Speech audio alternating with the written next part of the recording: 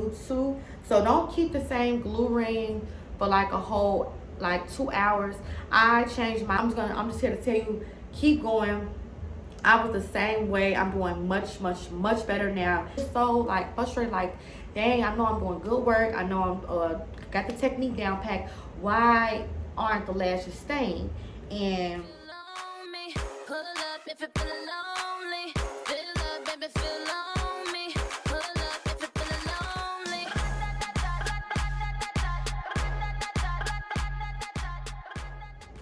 hey Lash Days, welcome back to my channel. If you're a return subscriber, and hey, if not, go ahead, click the subscribe button, give this video a thumbs up because we're not lash mistakes and who are you lash by, period, okay? So today's video is gonna be a quick little lash journey part 2. So if you guys don't know, I am starting a series of my entire lash journey. I have been lashing consistently, like practicing everything since October 1st of 2021. Okay, it is now January 5th 2022. Okay, so basically you know, I had got my certificate in 2022 during the pandemic in October, and I was not consistent with lashing. I probably did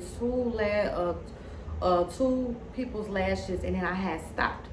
But I told myself, like, man, I'm tired of playing with myself. I know I can be the technician, the lash technician that I dreamed of. Like, I just got to be consistent, got to stay focused. So what I started to do was I told myself, I disciplined myself. I'm like, look, Amber, you have got to really just practice and do it. So I told myself, October 1st, I'm gonna just do it like full, like strong, like not gonna stop it, no matter if I cry, no matter if I get discouraged, none of that. So if you haven't checked out my part 1 lash journey, it's a couple of videos down. Make sure you guys check that out because I'm not gonna go too much in detail. I'm just giving you guys a summary of, you know, how I got here, and then now I've been doing it consistently ever since October 1st 2021. So I'm gonna insert some of my pictures. I maybe not. If I don't, then you guys can always check out my Instagram page at @LashByMercedes_. You can see all of my latest sets. But this is the series I want to start because, you know, like, being a beginner lash tech is so overwhelming and stressful, and I think people don't talk about that part enough. And I never really see people's like beginning stages. I usually just, every time I see a lash tech, oh, they've been lashing for 4 or 5 years, 3-4 years, but I don't really see many. Maybe my, you know, algorithm isn't, you know, popping up people that are beginners that's going through this journey and showing it on YouTube.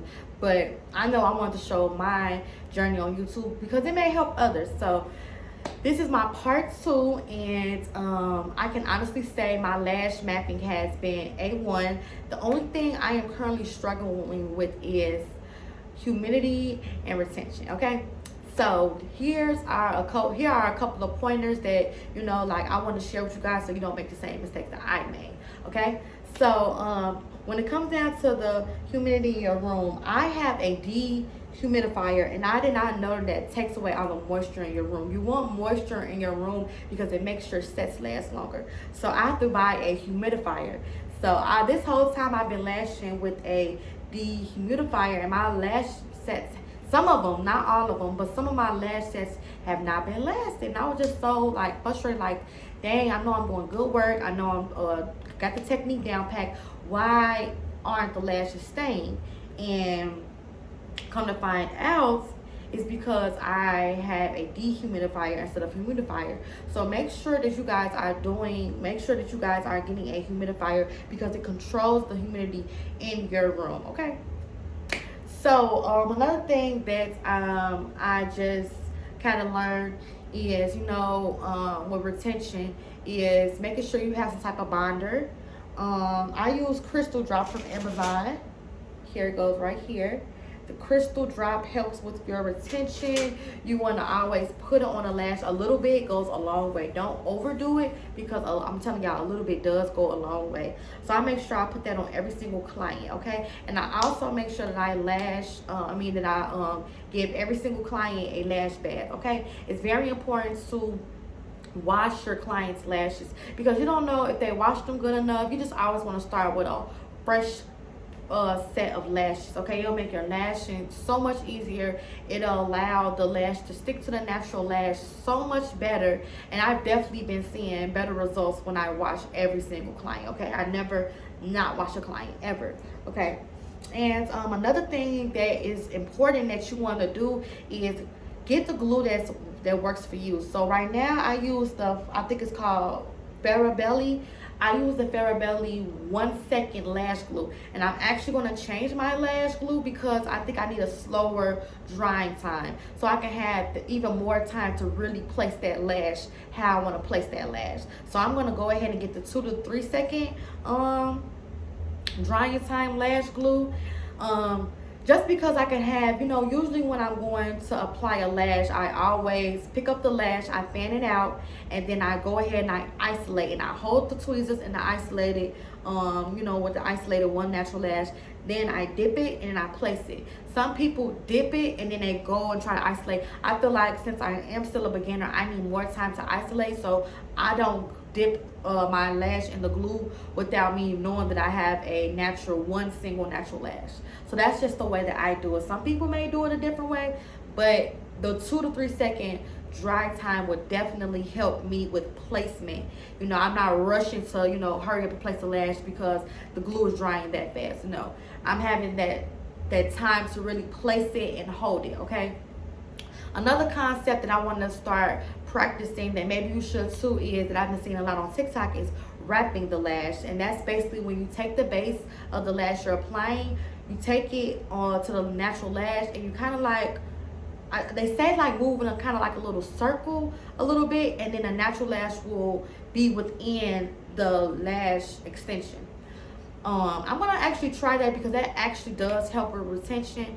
And another thing that I have learned during this journey is using volume fans is way better than using easy fan lashes. Okay, I just ordered a bunch of volume fans, and I've been using easy fans this whole time. And easy fans basically are when there is a little, like a little glue pad when you pull the lashes apart when you're about to fan them out, which make them easier to fan. They're basically already fanned as soon as you pull them off the glue pad, and all it takes is 1 pinch and it's basically already fanned out. But the thing about that is it makes the lash extension heavy on the natural lash, and it doesn't create the most, like the thinnest that the base could be. So I definitely recommend that you guys use volume lashes, like Russian volume lashes versus easy fan. Okay, and if you want me to go more in depth about easy fan versus volume fan, even though that's basically just the difference, just let me know. I can do, because I'm doing my next video is going to be like 10 tips, do's and don'ts of a lash tech. Let me know if you guys want me to elaborate on that. But basically that's all it is to it. So I ordered some new lashes on Amazon. I cannot wait to try them out. They are from a brand called T-Dance. Right now currently using QL. A lot of people like this brand, a lot of people don't. Hold on, this is gonna be my thumbnail. Okay, so a lot of people like it, a lot of people don't, which is fine, but I like it. Hold on, this is gonna be another thumbnail. Okay, so a lot of people like that brand, a lot of people don't. I'm fine with the brand, but I'm just definitely over easy fans. I want to be able to do home made Russian volume fans by myself, and once I get that, I'm going to practice the fans for an hour, even when I don't have clients, which brings me to my next point. Another thing that helped me during this journey is practicing every single day, even when I don't have clients. You know, when I don't have clients booking with me, it's just so important that I at least practice making fans 1 hour a day. And what I'm actually going to do with a good idea I seen on TikTok was somebody went to Dollar Tree or Dollar General, and they got like this cube which people put their medicine pills in and separate it with the days. You remove the lettering with acetone, and then you literally take a tape and you write whatever lash fans that you practice for that day. So if I want to do 16 mm 0.03 D curl, I could practice that. I could practice fanning those lashes for an hour and then put those in the little cube, and that will also help you lash faster with your clients because you're not sitting there pulling the lashes, making the fan, and applying it. You're literally isolating, picking up the fan, placing it, dipping it, dipping it, placing it, and then you're done. So it cut off a lot of time with your lashing, which I have been noticing, because I used to lash for 3 hours, maybe even more if the client lashes are very, very, very full. But now I'm catching myself lashing. Well, then I went down to 2 hours and 45 minutes, but now I'm going down to 2 hours. I'm currently at 2 hours and 30 minutes, because that client, I did a client today, y'all, and she had a lot of full, beautiful, healthy lashes, and it still took me 2 hours and 30 minutes. I was very proud of myself, and that's because I pre-made my fans. It cut down a lot of, it basically cut down another extra 15 minutes, and that's cool with me. The better I get and the faster I get, I can be able to cut down more and more time and be able to get more and more clients, have more and more different time slots available. That's more and more money.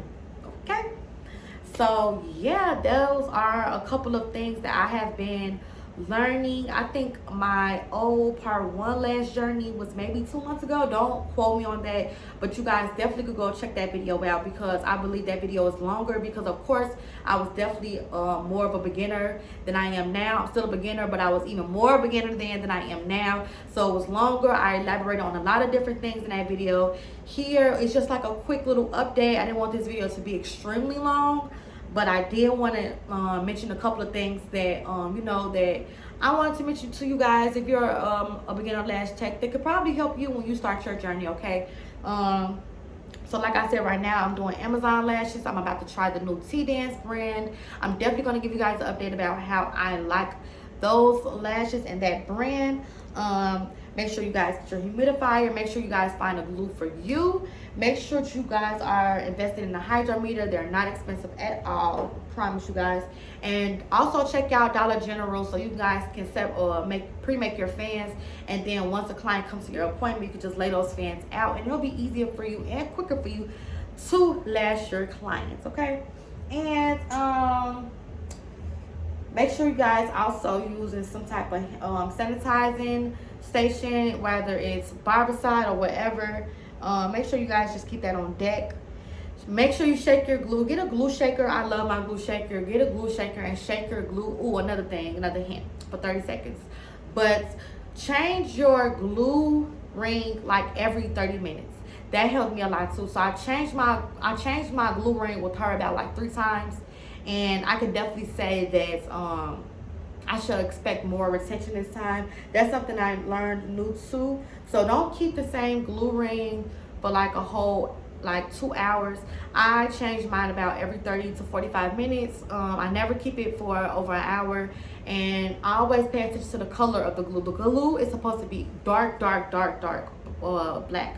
If it starts to look grayish, it is not good. It's not gonna let the lashes stick. It's just not gonna it's not gonna make the lashes stick. So make sure you guys are always paying attention to your glue, and also make sure you're not keeping your glue longer than, I think it's 3 to, it may be 5 to 6 weeks. I always buy new glue about 3 to 4 weeks, especially because I use so much of my glue, because I'm always practicing lashes and I'm always doing lashes.